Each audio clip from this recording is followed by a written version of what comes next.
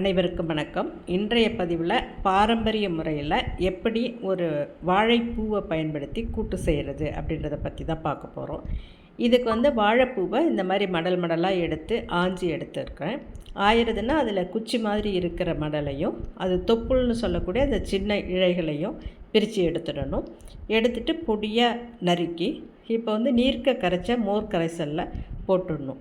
எதுக்காகனாக்கா இது கருத்து போகாமல் இருக்கணுன்றதுக்காக இந்த மோர் கரைசலில் சேர்க்குறோம். இது மாதிரி ஒரு வாழைப்பூ முழுசையும் முழுதாக ஆஞ்சு இந்த மாதிரி நீர் கரைசலில் மோர் கரைசலில் சேர்த்துருக்குறேன். இது கூடவே முருங்கைக்கீரை போட்டால் சுவை நல்லாயிருக்கும்.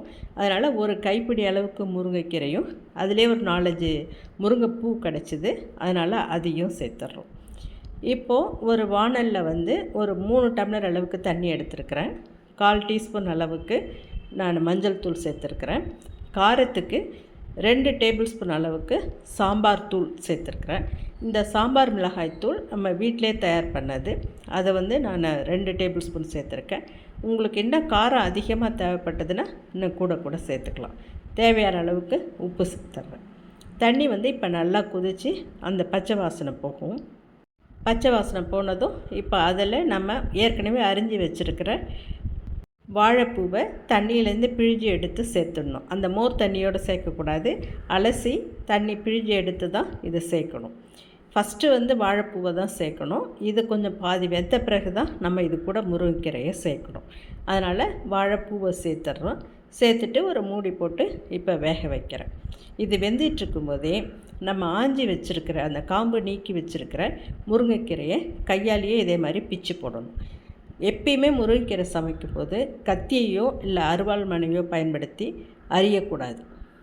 வெறும் முருங்கைக்கீரையை நீங்கள் கூட்டு பொரியல் செய்கிறதா இருந்தால் கூட இந்த மாதிரி ஆஞ்சி எடுத்துட்டு கையால் தான் இந்த மாதிரி பிச்சு போட்டு தான் சமைக்கணும். அருவாள் மனையோ இல்லை கத்தியவோ பயன்படுத்தி அரியக்கூடாது. இப்போ வாழைப்பூ வெந்துருச்சான்னு செக் பண்ணிவிட்டு அதுலேயே நம்ம கட் பண்ணி வச்சுருக்கிற இந்த முருங்கைக்கீரையை சேர்த்துட்றோம். சேர்த்து நல்லா கிளறி விட்டுடுறோம். இப்போ முருங்கைக்கீரையும் நல்லா வெந்து வரணும். சேர்ந்து ஒரு 5 நிமிஷம் நல்லா ஒத்தாப்பில் சேர்ந்து வரட்டும். அதுக்கு பிறகு நம்ம வெந்த பருப்பை மசிச்சு வச்சுருக்குறோம், அதை சேர்க்கணும். இப்போ நான் இன்றைக்கி துவரம்பருப்பு தான் பயன்படுத்தியிருக்கேன். இதை பாசிப்பருப்பு பயன்படுத்தி கூட இந்த கூட்டு நீங்கள் செய்யலாம். இது நான் தேங்காய் ஜீரகம் சேர்க்கறது கிடையாது. உங்களுக்கு அந்த சுவை பிடிச்சிருந்ததுன்னா நீங்கள் தேங்காய் ஜீரகம் இறக்கும் பொழுது அரைச்சி விட்டு கூட சேர்க்கலாம். மருந்தடிக்காமல் நச்சு இல்லாமல் கிடைக்கக்கூடிய ஒரு இயற்கை காய்கறின்னு பார்த்திங்கன்னா வாழைப்பூ தான். இப்போது மசித்த பருப்பை அது வாழைப்பூவும் முருங்கைக்கீரையும் வெந்ததும் இந்த பருப்பை அந்த கூட்டோடு சேர்த்துட்றோம். சேர்த்து நல்லா கிளறி விட்டு மறுபடியும் ஒரு 2 நிமிஷம் கொதிக்கட்டும். வாழைப்பூவில் ஏகப்பட்ட மருத்துவ குணங்கள் இருக்குது. குறிப்பாக பெண்களுக்கு இது ரொம்பவே நல்லது. கருப்பையை வலுப்படுத்தும். அதிக உதிரைப்போக்கு இருக்கிறவங்க வாழைப்பூவை அடிக்கடி உணவில் சேர்த்துக்கும் பொழுது இயற்கையாகவே ஒரு நல்ல நிவாரணி. அதுக்கு பருப்பு சேர்ந்து ஒரு 2 நிமிஷம் கொதித்ததுமே நம்ம இதை தாளிப்பு செஞ்சு எடுத்துக்கலாம். கூட்டு கன்சிஸ்டன்சி ரொம்ப தண்ணியாக இருக்குது அப்படின்ற மாதிரி ஃபீல் பண்ணிங்கனாக்க நான் இப்போ 1 டீஸ்பூன் அளவுக்கு இதில் அரிசி மாவு, கூட்டு மாவுன்னு சொல்லக்கூடிய வெறும் அரிசி மாவை சேர்த்து கரைச்சி இப்போ கூட்டோடு சேர்த்துக்கிறேன். இது கொஞ்சம் திக்கான கன்சிஸ்டன்சி கொடுக்கும். கட்டி இல்லாமல் கரைச்சி எடுத்துக்கணும். இதுதான் சரியான பதம். நீங்கள் தண்ணி ஊற்றி கரைக்கிறதுக்கு விருப்பம் இல்லைன்னா கொதிச்சிட்ருக்கும்போது அடுப்பில் இருக்கும் பொழுதே லேசாக மேலே தூவி கரண்டியால் கிண்டி விடணும். கட்டி பட்டுடக்கூடாது, அதுதான் முக்கியம். இப்போ அரிசி மாவு தண்ணியை சேர்த்துட்றோம். தாளிக்கிறதுக்கு நான் தாளிப்பு வடகத்தை தான் பயன்படுத்துகிறேன். இதுக்கு கடுகு ஜீரகம்லாம் தாளிக்கிறது இல்லை, தாளிப்பு வடகத்தை தான் சூடாக தாளித்து இப்போ கூட்டில் சேர்த்துட்றேன். இந்த தாளிப்பு வடகத்தோட மனம் கூட்டில் இறங்குற வரைக்கும் ஒரு 1 நிமிஷம் கொதிக்க வச்சு இறக்கிடலாம்.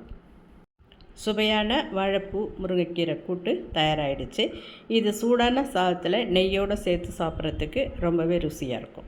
ஒருவேளை கூட்டு ரெடியான பிறகு உங்களுக்கு காரம் ரொம்ப கம்மியாக இருக்குது அப்படின்ற மாதிரி ஃபீல் பண்ணிங்கன்னா இந்த மாதிரி தாளிப்பு வடகம் தாளிக்கும் பொழுதே அது கூட 2 பட்டை மிளகாய், அதாவது காஞ்ச மிளகாய் இருக்கு இல்லையா, சிவப்பு மிளகாய், அதை சேர்த்து தாளித்து நீங்கள் கூட்டோடு சேர்த்துக்கலாம். காரம் அட்ஜஸ்ட் ஆகிடும். சுவையான சத்தான கூட்டு இப்போ ரெடி ஆகிடும். இந்த பதிவு உங்களுக்கு பிடிச்சிருந்ததுன்னா லைக் பண்ணுங்கள், ஷேர் பண்ணுங்கள், சேனலை சப்ஸ்கிரைப் பண்ணுங்கள். நன்றி, வணக்கம்.